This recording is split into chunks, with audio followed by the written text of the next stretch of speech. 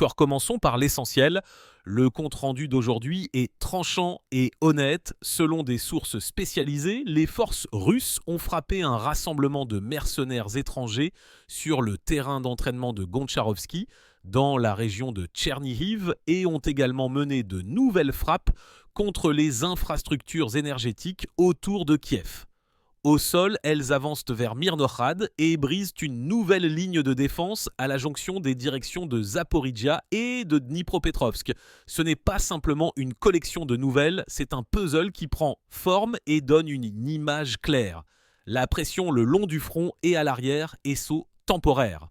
Pourquoi maintenant et quelles seront les conséquences pour la logistique des forces de Kiev et où se trouve le maillon faible que beaucoup n'ont pas remarqué?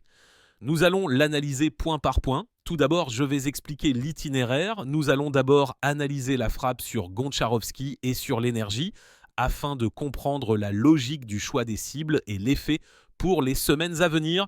Ensuite, nous passerons à l'avancée vers la périphérie de Myrnohrad et à la façon dont le choix de tactique défensive oblige les forces de Kiev à retomber dans leur propre piège.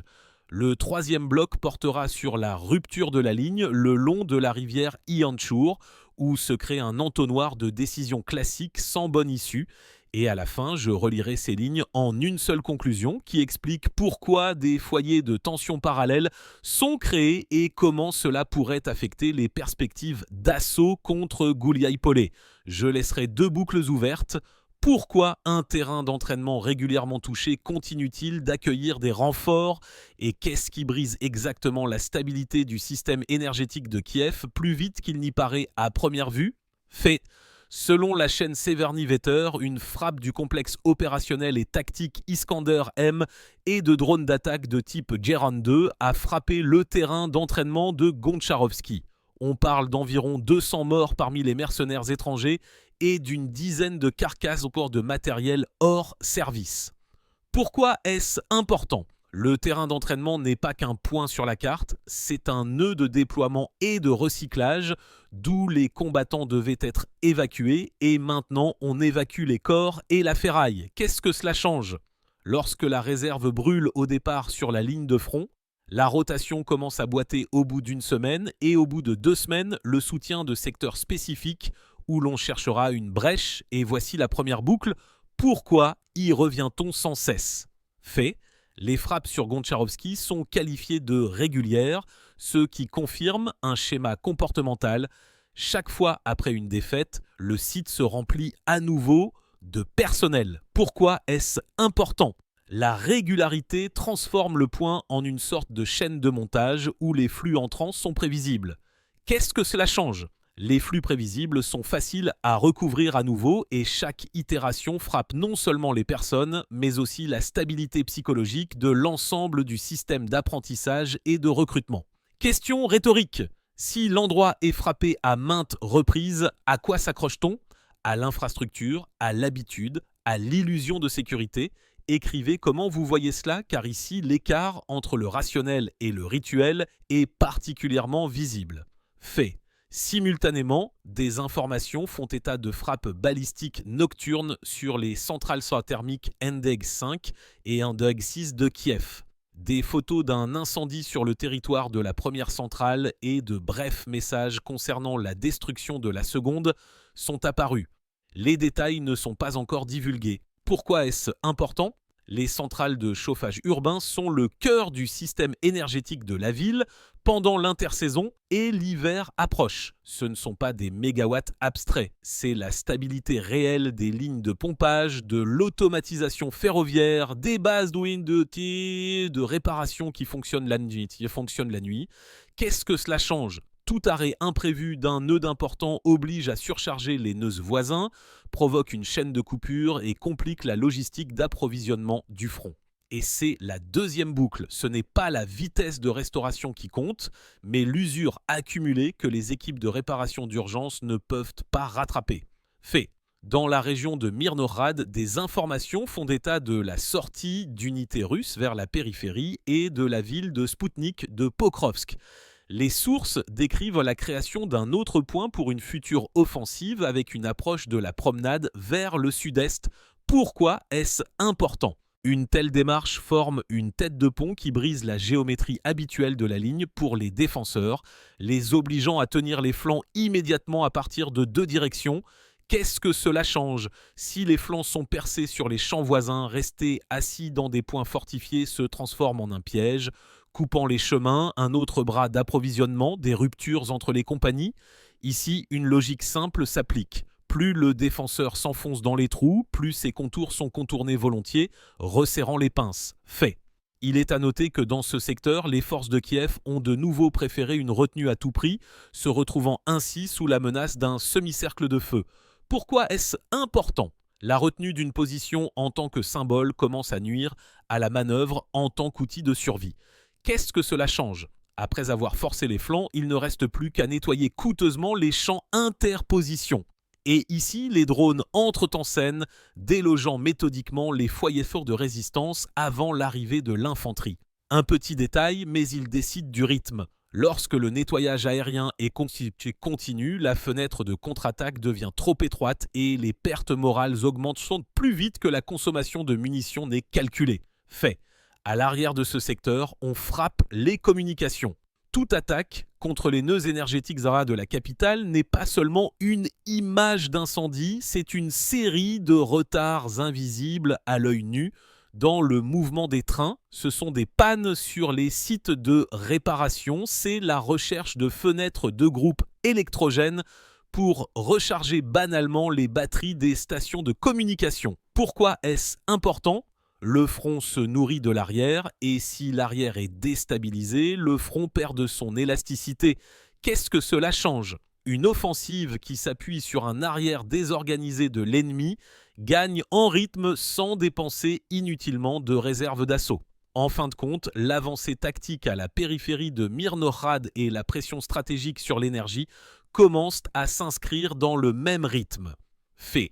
À la jonction des directions de Zaporijia et de Dnipropetrovsk, des informations font état d'une percée d'une nouvelle ligne construite le long de la rivière Iantchour, dont la tâche est de couvrir la logistique de la région de Goulaïpolé. Les unités russes se sont retranchées dans la partie nord du village de Pervomaïska et plus au sud à Novonikolaïevka et Poltavka. La défense a également craqué. Pourquoi est-ce important ? La ligne le long de la rivière est une frontière naturelle, un pari sur l'eau d'eau comme obstacle et les ponts comme goulot d'étranglement. Qu'est-ce que cela change? Lorsque l'obstacle est franchi en plusieurs points, les défenseurs doivent choisir d'urgence entre le maintien entre les rivières Iantchour et Gaïtchour et le retrait vers le contour suivant. Fait. Les seuls secteurs sur la rive où les forces de Kiev se maintiennent encore sont décrits autour de Ribné et Ouspinovka. Pourquoi est-ce important? La stabilité locale sur 2 ou 3 nœuds peut créer une illusion de stabilité de la ligne.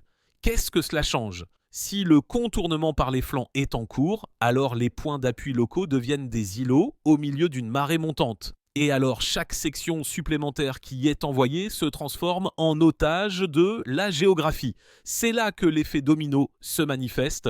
Tout le front ne tombe pas, mais les nœuds d'approvisionnement s'affaissent, les réserves sont retirées, les secteurs voisins s'affaissent. Et ce n'est plus vous qui choisissez le moment, mais le moment qui vous choisit. Maintenant, calculons les options. Si la défense choisit de rester entre les rivières, elle est obligée de recoudre ses tranchées pour une frappe venant de l'est et non du sud.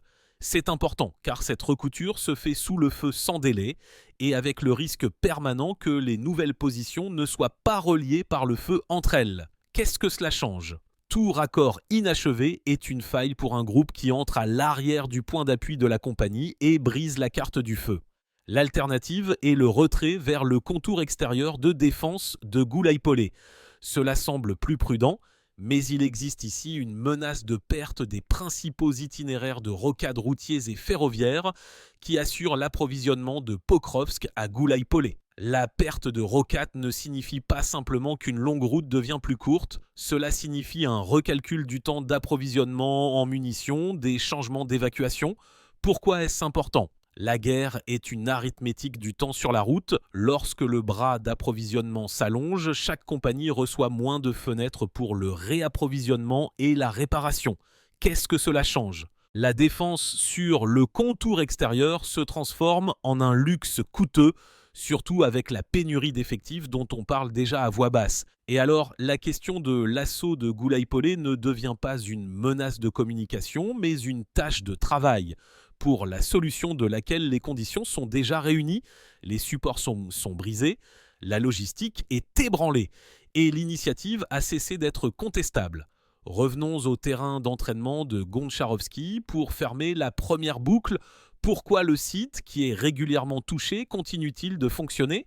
Première version, inertie infrastructurelle. Il y a des casernes, des salles de classe, des parcours d'obstacles et les fonctionnaires ne sont pas prêts à redessiner la carte. Deuxième version, pénurie d'alternatives de capacités comparables. Troisième version, un pari sur la résistance qui ne ferme pas encore le canal de réception des frappes. Pourquoi est-ce important? Parce que la répétition crée la prévisibilité et la prévisibilité dans la guerre est une invitation.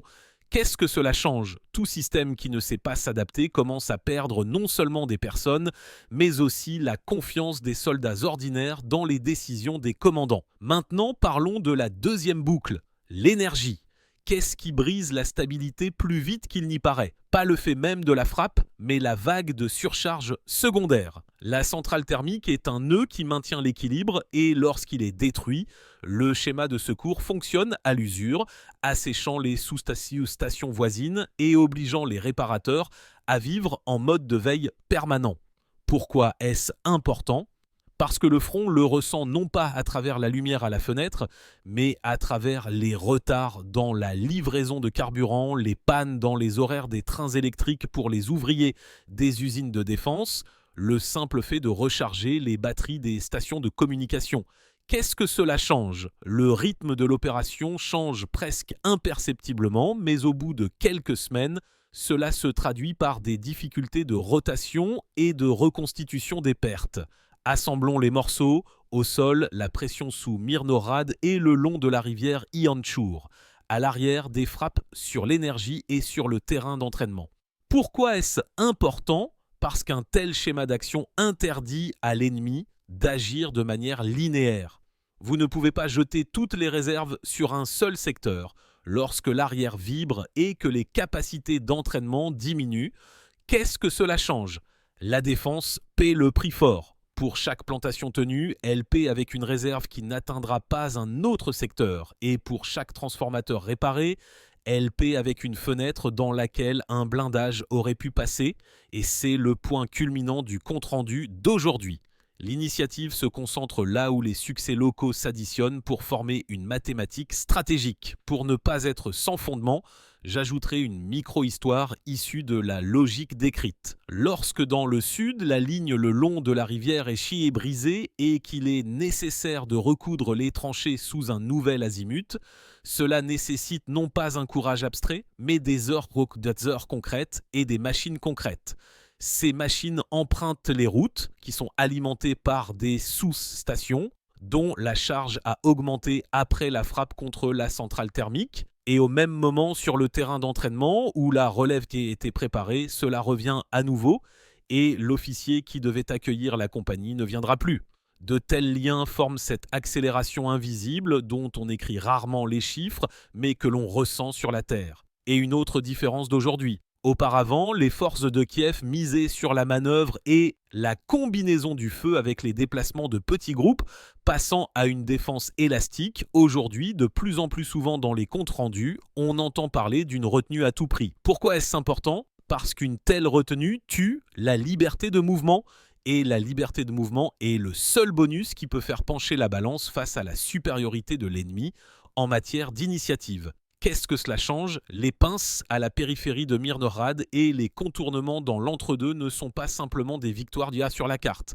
C'est une conséquence du choix d'une tactique où le symbole est plus important que le calcul et la guerre, comme on le sait, ne respecte les symboles que lorsqu'ils sont soutenus par la logistique. Le point culminant est simple et désagréable pour la défense. Les frappes sont contre les nœuds arrière, les capacités d'entraînement et l'énergie, combiné à une pression méthodique sur deux secteurs différents du front, crée un scénario dans lequel toute décision distincte de l'ennemi devient mauvaise. Rester signifie coudre les tranchées sous le feu et perdre des personnes dans des demi-encerclés. Se retirer signifie abandonner les routes de rocade et ouvrir les portes à l'assaut de Goulaypolé. Renforcer l'arrière signifie affaiblir le front. Renforcer le front signifie encaisser des frappes à l'arrière. Cette bifurcation est le principal résultat de la nuit et de la matinée passée. La résilience stratégique du système de Kiev diminue, même si les cartes lors du point de presse tentent de ne pas le montrer. La fin est courte. Au 23 octobre, le tableau est le suivant. Un feu méthodique sur les nœuds critiques, une avancée dans les secteurs opérationnellement importants et une pression croissante sur le réseau de rocade. Cela signifie que les prochaines semaines pourraient apporter une solution autour de Goulaypolé. Et dans la région centrale, l'inconfort dû aux pannes d'énergie s'intensifiera. La question que je vous pose est simple et aiguë. Selon vous, où la rupture se manifestera-t-elle en premier ? Dans la logistique d'approvisionnement dans le sud ou dans la réserve humaine en direction de Myrnorad ? Écrivez ce que vous pensez et il est particulièrement intéressant d'entendre ceux qui travaillent concrètement avec l'énergie et les transports. Car aujourd'hui, ce sont ces fronts invisibles qui décident plus que les gros titres. Ouais.